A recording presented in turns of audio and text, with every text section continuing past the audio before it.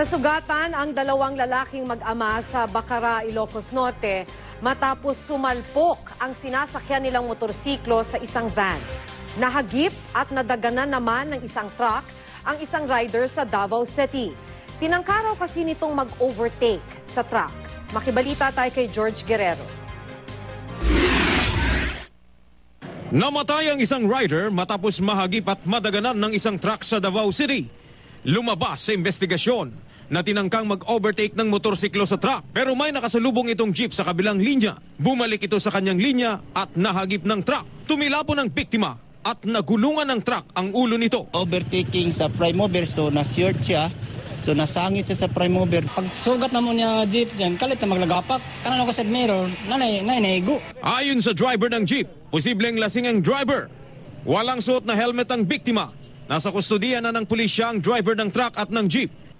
Patuloy ang investigasyon ng mga otoridad sa aksidente. Sugatan ang mag-amang ito sa Bacara, Ilocos Norte matapos bumangga ang sinasakyan nilang motorsiklo sa kasalubong nilang van. Sa kuha ng CCTV camera, mabilis ang takbo ng van. Nag-overtake ito sa isang pampasaherong jeep kaya bumangga ito sa motorsiklong sinasakyan ng mag-amang biktima. Nawasak ang motorsiklo. Nabasag naman ang windshield at headlight ng van.